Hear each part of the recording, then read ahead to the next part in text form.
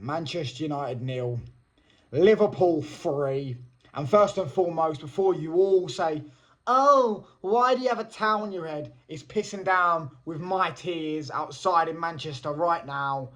So therefore, I put a towel on my head to dry my hair, and it looks fucking like it's all over the fucking gaff. Do you know what I mean?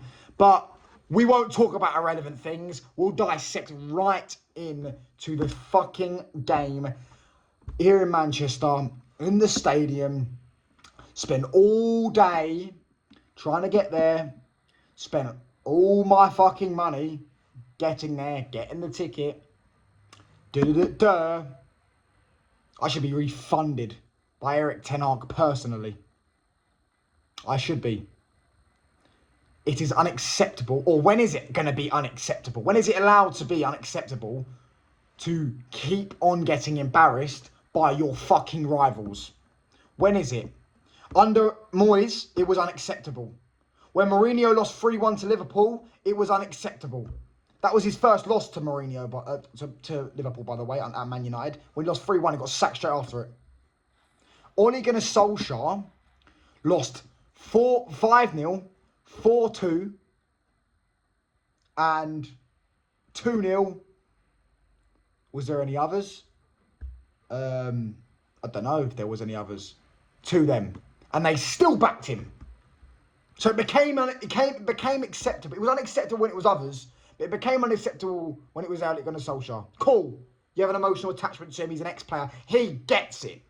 So why is it now, under Ten Hag, is it acceptable to lose to Liverpool in that manner? I could take a loss. As I said, you know, last week, I could take a loss. But I can see what's happening. I can see the future, as you know here. Yeah, I can see the future. Ten Hag, last season, should have been sacked multiple times. Yeah, he should have been sacked once, sacked again, sacked 3 times. They should have sacked him 3 times in a month. Do you know what I mean? They could have sacked him 5 times. They could have sacked him 10 times. They could have sacked him, rehired him, sacked him, rehired him, sacked him, rehired him, sacked him, rehired him. When is it going to be acceptable to call this out? When is it going to be? Do you know what? Yeah, they were right. Why are people still latching on to managers and latching on to players about a process? Oh, it's a process. It's a fucking process. Have some fucking shame. Have some fucking shame. You are doing exactly what the Glazers would want you to do. Hide behind a fucking process. Was it a process under Van Gaal and Moyes and Mourinho? Why did we sack them? That's because the standards were higher. The standards were higher back then. You had higher standards back then. Now it's all, oh, but back your manager. If you don't back your manager, you're not a real fan. Well, how's that working out for you? The Scousers can talk about these type of results for 50 years' time. 3-0 at Old Trafford. We ain't going to beat that at Anfield. How long do you think it's going to take till we go to Anfield? Arne Slot's in his 3rd game. He's a Dutch manager, just like Ten Hag. He's in his 3rd game. Do you know what the difference is? I can already see in between them. So I look at Ten Hag, I look at Arne Slot, and I go, I think players like him. I think he's a cool guy. Yeah, I don't know, I'm going to put my phone on charge, see if it'll work. Yeah. I think Arne Slot is a cool guy. Yeah. I think players will look at Arne Slot. I would like to work under that manager. With Ten Hag, I barely see him crack a smile. He's got an ego as high as Snoop Dogg on 420. He singles out players. He uses players like they're objects. He treats players like they're objects. He genuinely does, by the way. He treats players like how you'd expect a business owner to treat his employees that are like, you know what I mean? Say, for example, you run Nike, his employee or JD, you run JD, and his employee in JD who's just putting the things in the stocks and all that. That's how he treats them. He treats them like they're a warehouse worker. And that ain't never going to get the best out of them. You're never getting the best out of players like that. Rashford looks lost. Looks like he doesn't want to be here. Casemiro doesn't look like he wants to play for Ten Hag. Garnacho looks like he doesn't want to play for Ten Hag. And that's saying something because Garnacho, I don't like him. You know that I don't like him. Same with Rashford. Don't like him. Don't rate him. But Garnacho's got this weird thing about him that, well, not a weird thing about him. He's got a good thing about him. This is the only good thing about him. where it's in his brain he has to succeed. You never see him down tools. Well, you would have thought you'd never see him down. I think he's down tools. I think he can't be asked. I genuinely think there's times I'm seeing him, he's just shrugging his shoulders. He's throwing his arms in the air. I know he's got that Ronaldo. He wants to be Ronaldo. He's never going to be Ronaldo. Yeah, he's not good at all. But I get it. I get it. Why would you want to play for him? Same with, you know, he's gone now, but we'll talk about Sancho. And they all laughed at him. They said, oh, Ten Hag sent you out for 3 months and go. Fair enough, but doesn't mean he treated him well. I think this manager is a cunt. I think these players just think he's a dickhead. And looking at Casemiro today, and I'm like, by the way, he was awful. There's no excuses. Yeah, at the end of the day, you cannot lose to Liverpool, and you cannot play like that against Liverpool. Yeah, especially when you're the best player, or most experienced player, or our most experienced player on the pitch. Most accomplished player on that pitch by far. For both clubs. Even in England, you've turned up and won 2 trophies. But you can't drop that performance. That is unacceptable. But I'm looking at him, I'm going, if that was at Real Madrid, Ten Hag would have been sacked the moment he lost 6-3 to Man City, probably. He probably would have been, he would have definitely been sacked after that 7-0 win. Oh, but he won a trophy a few days before, so what? 7-0, losing 7-0. Losing to Liverpool with any walk of life is unacceptable. But getting battered by them is unacceptable. That is something that cannot be unjust. You get battered by the Scousers, yeah? If you get given another chance, you better thank your God, mate, yeah? But these fans, I mean, by the way, I'm going and ranting off. I need to get to player ratings, but I'm absolutely seething. And the fans today, cheering little tackles. Oh, way, we're 3-0 down, mate. Seriously, we're 3-0 down. I'm actually going to digress into the game now because I've just sat and ranted about Ten Hag for 7 minutes. The midfield is still open. It's still open. People were right. We were wrong. Do you know what I mean? I said we were wrong. I never said the midfield wasn't open. I still said that. However, certain people were saying that after the Arsenal game, or at the Arsenal game, apparently United shored up the midfield. You know, we looked a lot more compact and all these buzzwords they've got to bring out. And apparently that was down to Wilcox telling the manager, no, mate. Just teams started taking it a bit easier on us. Man City were drunk and Arsenal didn't care. They just wanted to get the 3 points. They were too scared. The thing is, at Liverpool is they aren't scared because they've come here. Their players have been here numerous times and slapped us. How many times has Salah come to Old Trafford and slapped us? All of their players are pretty much. Trent, same. Van Dijk, same. They've all slapped us. Whereas Arsenal had never done that. So that's why I think Arteta, we were a bit lucky with that. Then we beat Newcastle, was shit. We beat Fulham, we were shit. We beat a drunk City team in the final. Fair enough, cool. 1-0 FA Cup, that's brilliant. But is that enough? No. It's just, the problems still lie there. Do you know what I mean?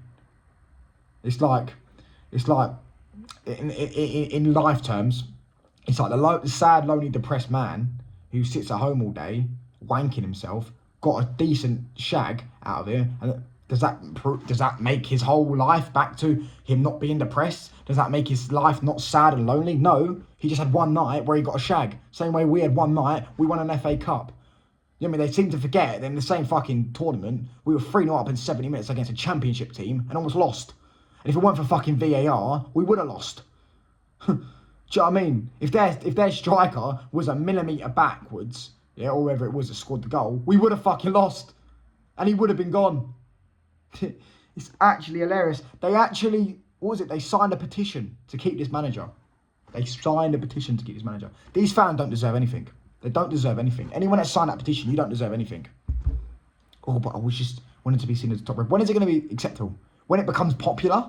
Is that where it is? When Goldbridge and that, let me reset. Gold Pig, yeah, ex-Bacon, says on his fan channel, yeah, Ten Hag needs to go. Is when the other channels say Ten Hag needs to go. When is it going to be acceptable? This is his third season. His third full season. And we've got worse. Do you know what I mean? Factually, we've got worse. He's done untold amount of money. Anyways, we're going to get to player ratings. Well, the Ten Hag chat will continue out throughout the week. I'm not done, mate. Ten Hag is an enemy in me forever until he's gone, so I say. Onana in goal. No explanation needed. Conceded 3 goals. pony, absolute dog shit. Distribution with dog shit. Dog shit, dog shit, dog shit. Positioning for the goals, dog shit. Positioning at all, dog shit. Everything about him today was dog shit. Fucking 0 out of 10. Dog shit performance. Do you know what I mean? Ten Hag, thank you for that one, by the way. Great signing. Mazraoui, don't think he was poor, but he was at fault for 2 of the goals because he's come down his side, or at least one of them. Definitely that back post header. Yeah, wasn't amazing. 4 out of 10. Dog shit. Moving on. Delete as centre back. Dog shit. That was awful. To be fair, actually, I'll take that back. The centre backs, I'm going to give them both a 5 because I don't think both of the centre backs were awful. I think that it was more of the full backs and the midfield that were at fault for the goals and the goalkeeper. I think the centre backs, there's only so much centre backs can do because they've got to mark the strikers as well and things like that. I understand that, and they've got to mark the late runners and all that shit. They need support. There's only so much the centre backs can do. Yeah. Dallo at left back. Do you know what? He didn't even play that bad, but both goals, 3 goals came down his side. So, yeah, 4 out of 10. Nothing else needs to be said, really. Who else am I going on to? Casemiro. Stinker and hooked. He was fucking hooked. He was hooked, Captain Hook style, mate, off the fucking ship. Walked the plank. That's what he was. He was planked. 0 out of 10. That was a fucking atrocious performance. And I could tell, but even before the goal was conceded, I was like, Casemiro ain't having a good game today. He ain't having a good game. He was awful. Nothing needs to be said. Nothing else needs to be said. I don't agree with bringing on some young kid because Ten Hag seems to scapegoat Casemiro now and have the balls to do that to Casemiro. Why didn't he have the balls to do that for Rashford, who dropped stinkers as well? But it's, with Casemiro, it's okay. You know what I mean? You can throw him off. But with other players, they can drop stinkers and there's no sort of... Do you know what I mean? There's no sort of ruthlessness there. Rashford gets to play the full 90 minutes every week, pretty much, apart from last week. And the only reason he didn't play last week is because Ahmad scored. So he didn't take Ahmad off. This manager makes me ill, man. Mainu, stinker. 3 out of 10. Gave the ball away for the goal. Got ran through. Ran through like a prosy on a Saturday night. Do you know what I mean? Nothing else needs to be said. Yeah. That was a stinker.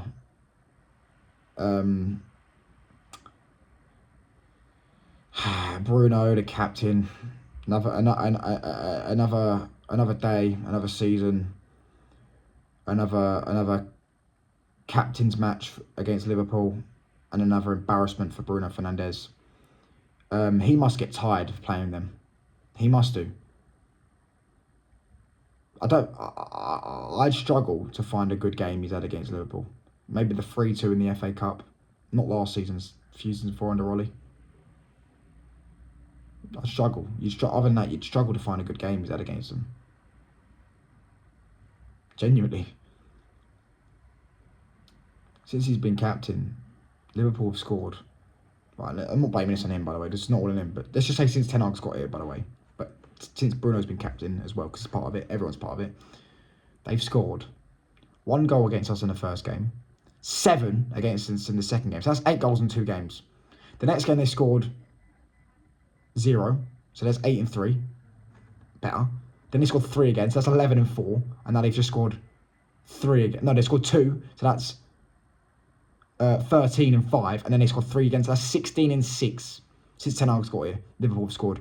How many goals have we scored? Well, I imagine it's probably about, 8? I can't really ask you to count in. 4, 2, and that's it. 6 goals, isn't it? Is it 6 goals? Yeah, 6 goals, I think, against them. Since Ten Hag got here. Since Bruno was captain, since all that. Not blaming Bruno specifically on that, by the way. That's just, that popped in my head there.